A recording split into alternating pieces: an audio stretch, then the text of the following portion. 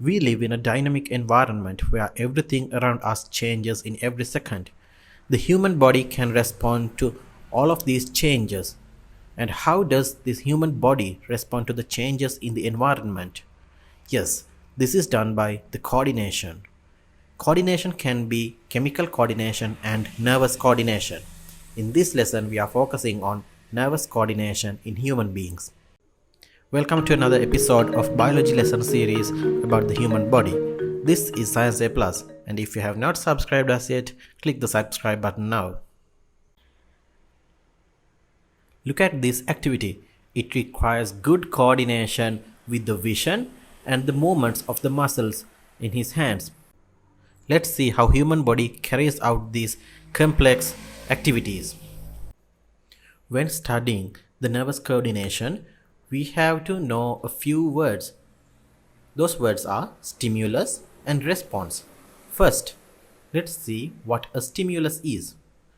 When there's a change in the environment, we call it a stimulus. Stimuli in the external environment are sensed by our body organs. We call them sensory organs, or else the receptors. Here we have the stimuli coupled with their sensory organs. Vision is received by eyes. Nose receives the smell. And sound is received by the ears. Taste is by the tongue.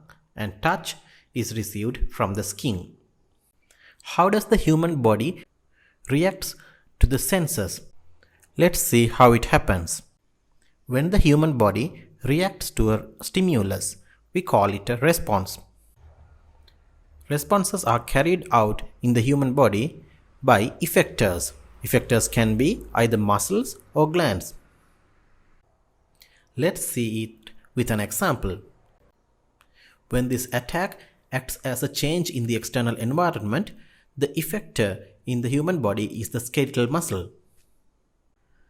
Effector, the skeletal muscle, acts for the response, that is for the defense. Here's another example. In this condition, adrenaline from the adrenal glands helps to respond to the situation. The ability to respond to stimuli from both external and internal environment is called irritability.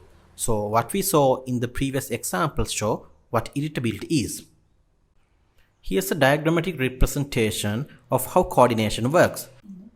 Changes in the external environment acts as sensors or stimulus.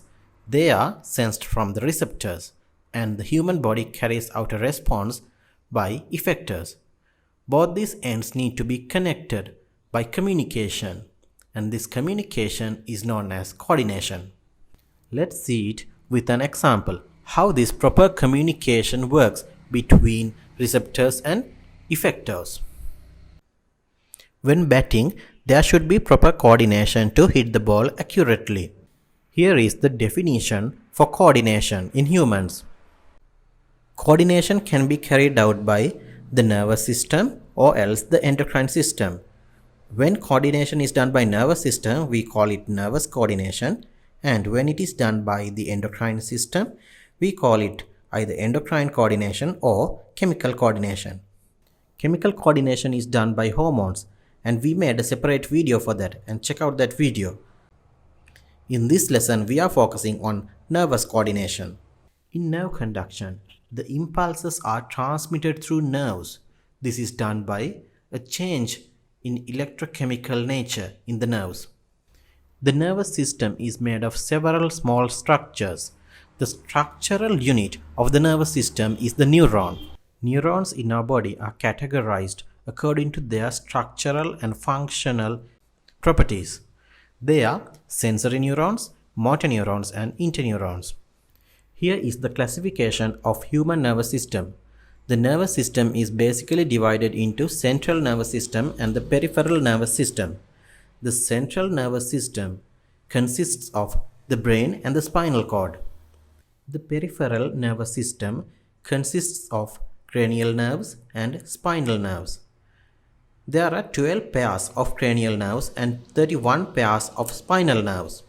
Can you remember what was there in the central nervous system? Well, the brain and the spinal cord. Let's discuss more about the brain.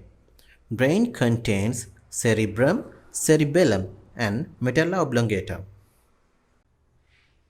The human brain is about 1/50th of the body weight, and it contains billions of neurons and neuroglia. The brain is located inside the skull because skull provides protection to the brain. When we study a cross-section of the human brain, it has two different regions. The outer region is the gray matter and the inner region is the white matter. The gray matter contains cell bodies and white matter contains myelin sheaths. These contents are the reason for the grayish and the whitish color of these regions of the brain. Let's revise the parts of the brain. This diagram shows the parts of the brain: the cerebrum, the cerebellum, and the medulla oblongata. Cerebrum. Cerebrum is divided into left and right hemispheres. It is the largest and the most highly developed part of the brain.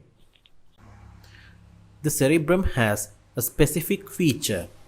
It has a higher surface area. This is because the surface of the cerebrum is highly convoluted. There is an interesting feature about the cerebrum. The left cerebral hemisphere controls the right half of the body, whereas the right cerebral hemisphere controls the left part of the body. Function of the cerebrum. The cerebrum carries out several functions in a human body.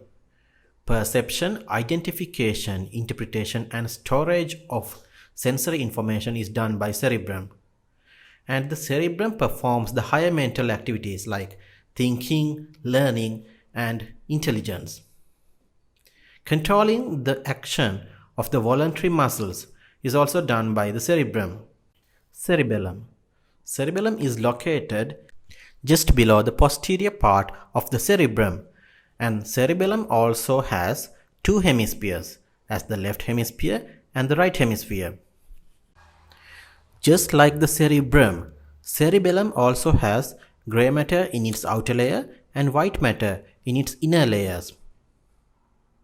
The function of the cerebellum are maintaining the body balance and controlling voluntary muscle activity and maintaining the body movement.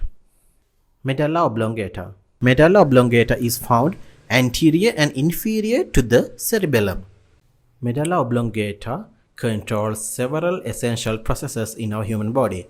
It controls involuntary actions like respiratory rate and heart rate, and also controls reflexes like vomiting, coughing, and swallowing.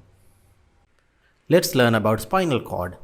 The spinal cord is a tubular structure. It starts from the medulla oblongata of the brain and it runs inferiorly into the vertebral column and it extends through the vertebral column. Vertebral column is a significant feature in vertebrates like humans. Vertebral column, simply the backbone, provides protection to the spinal cord. The backbone is a collection of bones that is made to protect the spinal cord. From the spinal cord, the spinal nerves arise symmetrically at either side of it. There are different regions in the spinal cord, just like we studied in brain. But here's the difference. The white matter lies in the peripheral zone and the gray matter lies in the interior zone. This is quite different from the brain. There is a special structure that provides protection to the central nervous system. It is known as the meninges. Meninges cover the brain and the spinal cord to provide protection. Between the meningeal layers, there's a special fluid called cerebrospinal fluid. This fluid protects the human brain and the spinal cord by various mechanisms. It acts as a shock absorber and protects against microbial infections and protects the central nervous system from temperature fluctuations. The central nervous system lies in the mid-axis of the human body and the peripheral nerves run laterally from the central axis. So there are cranial nerves and spinal nerves in the peripheral nervous system. Cranial nerves arise from brain, whereas the spinal nerves arise from the spinal cord and run laterally. This is the summary of the nervous system of humans. You can use this diagram along with the content of this presentation as a note for your studies.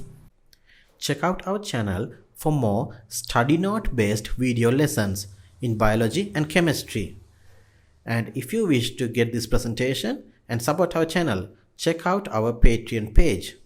If you wish to read more science related articles, check out our website www.scienceaplus.com. Thank you for watching and check out the suggested videos as well.